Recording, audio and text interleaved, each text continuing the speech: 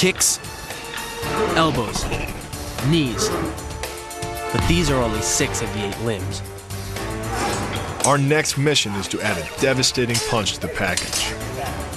One that could give us a chance in our final challenge in the ring. The clock was running out in our journey. In just a few days, one of us would face a champion in the ring. And even though we were both experienced fighters, we could tell that we were a long way from ready, which is why we've traveled to Lapari, also called the Monkey City, to learn a unique punch to round out our 8-limbed arsenal. Our destination is a 1,000-year-old temple in the center of town. At the temple, we met a local historian named Samsak Wanaklein, who explained Lapari's connection to Muay Thai. Me and Jason have noticed there's a lot of monkeys here. Can you tell us why? Have you heard about Hanuman before? A little bit. Can you tell us more about Hanuman? Samsak told us that Hanuman is the Hindu monkey god believed to have founded the city of Lapari. Hanuman also served as the inspiration for a local style of Muay Thai called Muay Thai Lapari. Is that related to the monkeys here? Yeah, it means boxers in Lapari can fight as fast as the monkeys. Their movements are very dangerous, the same as Hanuman. Can we learn some of those movements? Yeah. That would really help because we have a fight coming up and these monkeys seem to know what they're doing. Samsak introduced Bill and I to a local Muay Thai master, Kru Pradit Lekfong, who practices a derivative of the Hanuman style. This is the Hanuman style? Yeah, this Hanuman style, the uppercut. The only movement related to Hanuman. Yeah. Okay. Yeah. The move is called Hanuman Tawai Wan, or Hanuman Presents the Ring. Based on a 2,000-year-old Hindu epic called the Ramayana, the move recreates Hanuman's giving of a magical ring to a goddess. It also looks like a good way to knock the crap out of somebody. To execute the move, a defender steps inside and delivers both fists into the underside of his opponent's chin. Look at that, I moved Downhill I went. I'll send you a postcard. That was a good one. That was a really good one. It's not the arms, but the legs that drive our fists. Like a piston, the explosive power of the legs is capable of generating hundreds of pounds of force, all to a very vulnerable area, the soft underside of the opponent's jaw. It's good defensive. You block, you get in, you pound them. It's time to put this into action. It's gonna work for you, man. You're gonna be really strong in the clinch, that's for sure. Leaving mythology behind, we headed to Saraburi, a gritty factory town in the middle of Thailand's Central Plains, famous for turning out relentless fighters.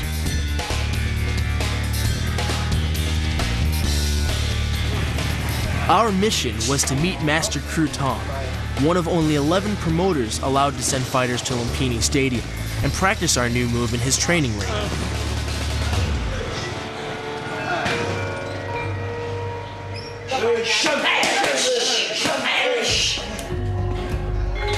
Rural camps like this one in Salaberry are actually where many of the Muay Thai fighters get their first start. We're lucky enough to be here with rural master Kin Tong, who's going to teach us how to take the Hanuman techniques and use them in the ring. As Master Kru Tong showed us around, we discovered that many of the young fighters he trains are poor kids from the surrounding countryside. For them, Muay Thai is the only way out of this hardcore poverty. But they don't just train at Kru Tong's camp. More than 15 of them live here too. Suddenly, my 2-a-day training in pro football didn't seem so bad. This is where a Lumpini champion sleeps. No one in America can ever complain again, not to me. He's in about a 12-foot by 10-foot room, cinder blocks, the dilapidated fan with cobwebs. Look where he sleeps. It's not even a bed, it's just a mat. It's just a mat. It's an old With Disney characters on it. But training is motivational. You open your door and the ring is right there. Many fighters begin training as young as 6 or 7 years old and can be seasoned pros by the age of 15. Many fight as often as twice a month, compared to a Western boxer who may fight no more than a few times a year. Due to the physical punishment of a Muay Thai match, most fighters retire by their mid-20s, some having fought as many as 150 fights, compared to about 40 career fights for a boxer. This place is really like a no-frills gym. Yeah, it's about as rural as you can get. Yeah, well, that's good, man. This is pretty hardcore. Inside the ropes, we demonstrate to Master Kru Tong the Hanuman move we had just picked up in Lapari. Now, we want to know, can we use that here? No. No. ใช้ไม่ชกบนเวทีมวยไทยใช้ไม่ได้เปลี่ยนเป็นใช้โยนเข่าลอย He said it's not really going to work in the ring. The problem is that the move, while powerful, is too slow to use against a serious fighter. And because both fists are involved in the attack, it leaves us dangerously exposed to a counterstrike. Kru Tong adapted our Hanuman move and turned it into a flying knee strike. Oh, I like that much better. It was just the weapon we were looking for. The perfect translation of ancient mythology into a true fighting technique. That is nice. Yeah. Like the Hanuman move, the flying knee relies on the explosive power of the legs. But rather than spread the power of our blow over two fists, it concentrates it into the spear point of the knee and combines it with the force of gravity. It's the equivalent of hitting our opponent in the chest with a sledgehammer. This looks like something that you can be able to use a lot more effectively because you can put more body weight behind it, and my knee's a little jacked, so. Well, maybe we should get some gloves on, do a little sparring. All right, yeah, that'd be a good idea.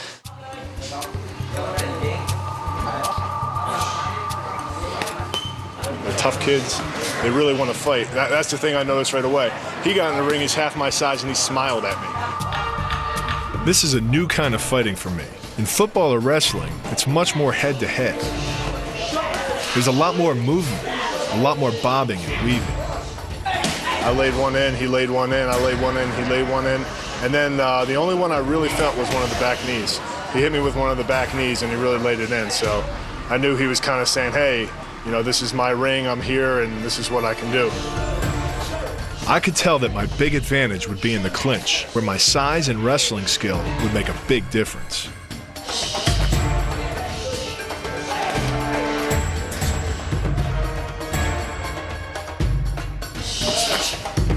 Not one of these guys is going to back down. I don't care if they're 12 or 20. They're going to step in and they're going to want to try to take on the big white guy from Jersey. So I'm going to give them everything I got.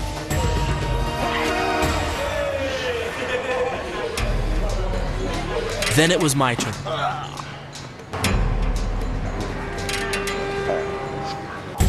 Even in sparring, it's clear this is a different kind of fighting than I'm used to. It's a lot more strategic. Getting inside is going to be key in the big fight. Kept my hands up the whole time.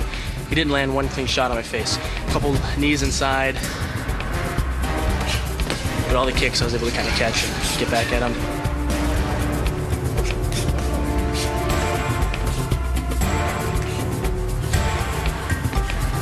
So overall, I give myself a C+, but I need to bring it up to an A because the guy I'm possibly going to be fighting is bigger than him, better than him, faster than him too. And he's not going to be just tapping me. He's going to be trying to make those knees that connected with this part of my chest connect with the other part of my back.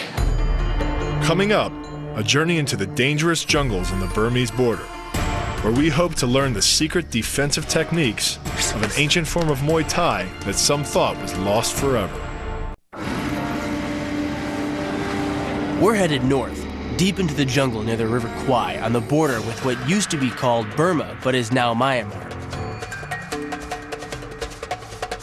This region is second only to Afghanistan when it comes to heroin trade, and gun battles still break out between smugglers and Thai security forces.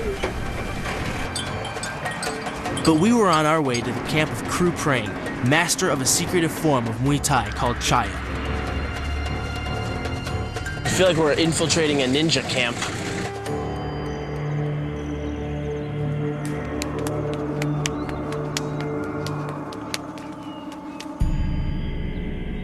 Thailand is 95% Buddhist, so we weren't surprised when Kru Prang welcomed us to his camp with a traditional Buddhist ceremony.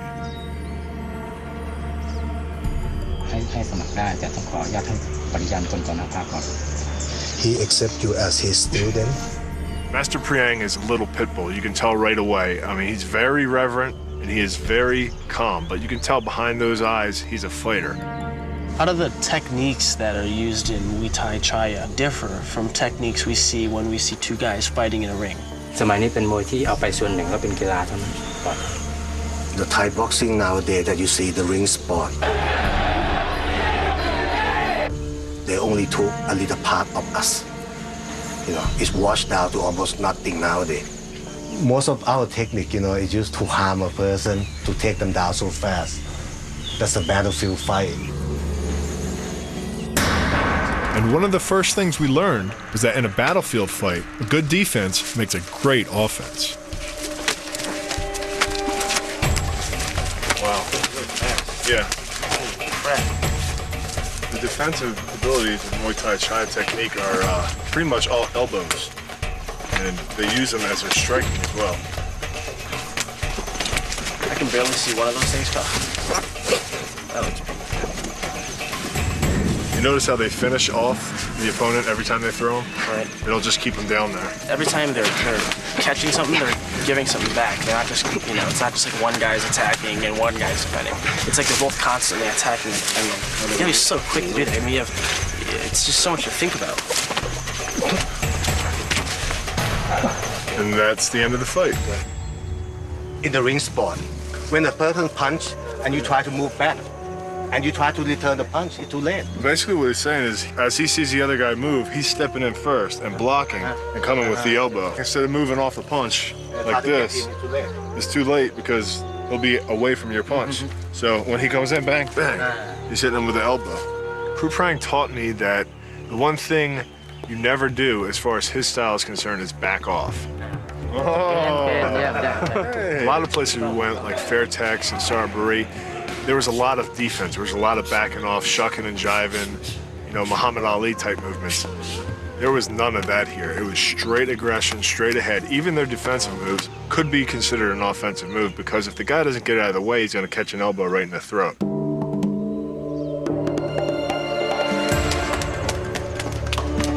But normally, each strike we would block with elbow.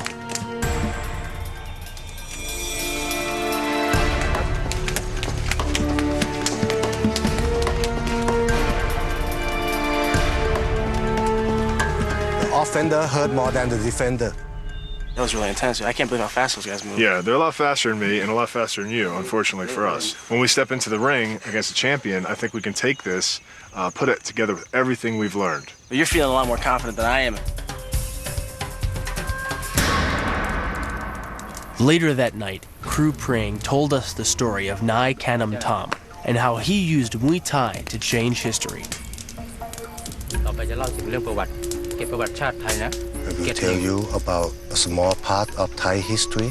เมื่อประมาณ200 ปีมาแล้ว 200 more years ago, ชาวบ้านสิงห์บุรีถูกปราบต้อนไปสมัยสงคราม a farmer from ครั้ง Singbuli ที่2 get captured by the Burmese ครั้งกรุง soldier. กรุง They took him to Burma และ and ถูก made ปรา a บต้อนไป slave อยู่ out of ที่ him. ประเทศพม่าถึง10 คน 90 คนต่อ In หน้า history say he performed ancient Thai boxing and can knock off 10 Burmese boxers in front of the Burmese king.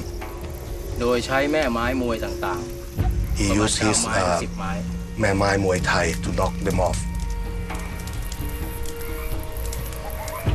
สามารถน็อกคู่ต่อสู้เพียงคนละไม้เท่านั้น And he can knock each Burmese boxer by single strike. จนได้รับฉายาว่าเป็นนายขนมต้ม They เป็นนัก call มวย him ไทย Nai Kanom Tom, the Thai fighter. After winning his fights, Nai Kanam Tom was freed by the Burmese king. He returned to the Siamese capital of Ayutthaya and spent the rest of his life teaching Muay Thai. He became known as the father of Muay Thai and really created what is today Thailand's most famous sport. Inspired by the story, we arose at dawn and headed off to meet Kru Prang.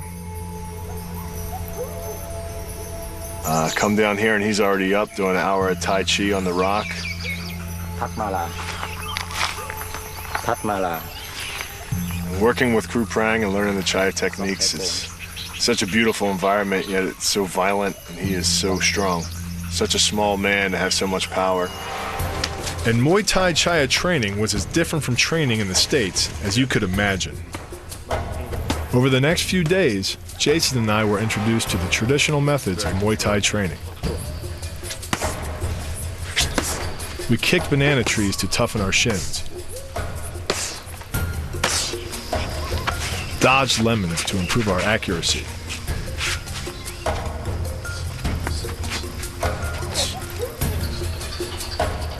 chopped leech-infested waters to avoid blinking, and practiced meditation to clear our minds.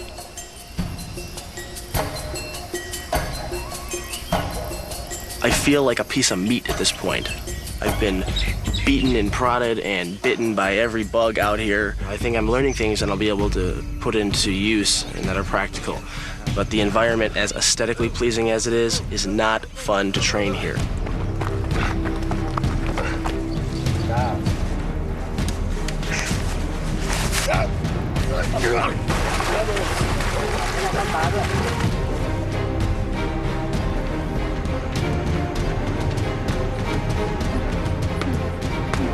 I feel like we've been kind of shopping at grocery stores.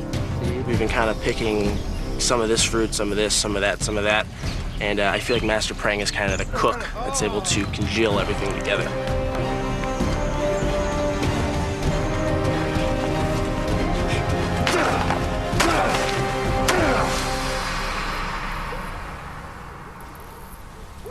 I think I'm ready. And then our jungle training was over. It was time for one of us to put our training to the test. To risk sprains, broken bones, a concussion, maybe even worse. Time for one of us to be chosen to step into the ring with a real human weapon, a Muay Thai champ.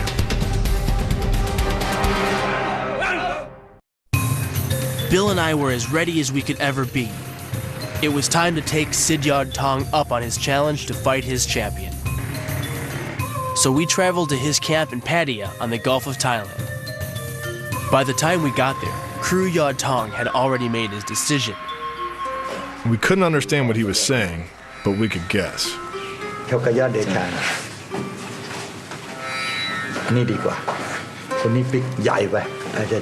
I'm twice as big as Yadacha, Kru Tong thought a fight against Jason would be a better match.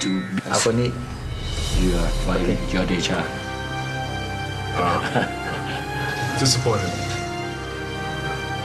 I came all the way to Thailand to fight, so he's got a bear in his corner, I'll come running. Whatever you need, brother. Yadacha was training right next door. Like most fighters, he had taken his trainer's surname Yad as his own. It's a way to show honor and loyalty to his camp. But he's brought honor in lots of other ways, too. Yadacha became the 2002 Lumpini champion and has since traveled to many countries, devastating his opponents. I'm a little nervous. We're definitely not on our home turf, and even though I've fought professionally before, I really don't know what to expect. The whole environment is completely different from an MMA fight in the States. Ready, big man? And despite my hard training, As hard as he hits you, you hit him harder. I'm definitely no Muay Thai master. Just try to remember the defensive stuff we learned, man. Not like my opponent. Gotta be honest, I was feeling okay till I saw the ambulance here. And it doesn't kill you, just ups your insurance premiums. Side angle, baby, side angle. Nice. Come on. Hit it. Nice. Peony champs, nothing, baby. Nothing, nothing, nothing. The fight would take place in a competition ring at the camp. A place for regional bouts, but also hosts world champs like Rob Kamen and Musashi. This is my insane butt going in to fight some bad-ass high guy. Kru Yod Tong provided us with a fighter's robe and a traditional mongkong, a headband that's been blessed by Buddhist monks and is supposed to protect its wearer from harm. We'll see if it works. Get in there and screw his ass up, brother. The fight began with a ritual called a Ram Muay. The movements represent a fighter honoring his camp or trainer. Fighters also bow to the four corners of the ring to honor the four noble truths of Buddha: compassion, temperance, prudence, and justice.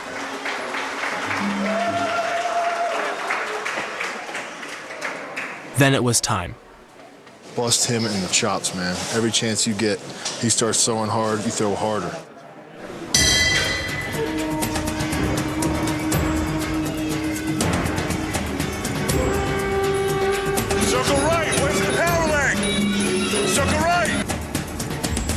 strategy was simple. Get close and use our size and weight against the lightning-fast Yadacha and his powerful kicks. If I could get inside, I could use my wrestling clinch and my Muay Thai knee strikes we learned to devastating effect. But getting inside a guy as quick as Yadacha is easier said than done.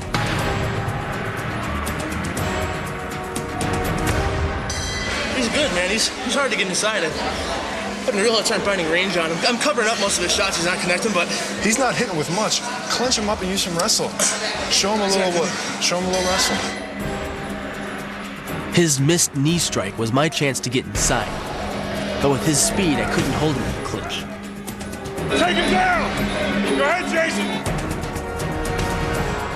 I hoped my spin kick would catch him off balance. It didn't. Yadacha was just too fast. Every time I tried to get close, Yadacha pushed me back with a defensive kick called a teep.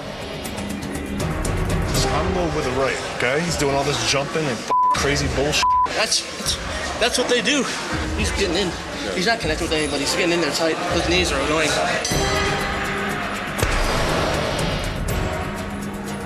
There you go, wrestle! Nice! Finally, I got in, and the takedown almost worked. But he recovered and was back in the fight. And then he showed me that he knew how to use all 8 limbs.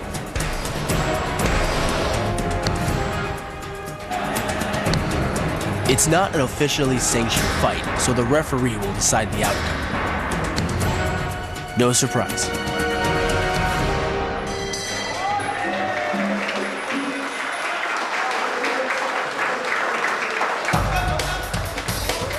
This is a lot of fun. He's really skilled and fast. His shots are really precise. He kicked my butt pretty good, and I don't think I'll be fighting him again. So it was fun. I got a couple of bangs and a couple of bruises, but man, that makes you feel alive. When you get hit in the face, have a few nice welts tonight, I love it. What a fight. That guy was amazing. We've seen a lot on our journey through the history and culture of Muay Thai. From the fighting arenas of Bangkok, to ancient temples, to gritty rural gyms. From the special forces to Master Prang's ancient style, we've experienced every aspect of Muay Thai, the science of 8 limbs. Our journey has opened our eyes to how Muay Thai is woven into the history and culture of this amazing country, and how that same history is still alive in Muay Thai. But it's not just the history. The training we've received here is going to stay with us, a critical addition to our arsenal as we continue our quest to become a human weapon.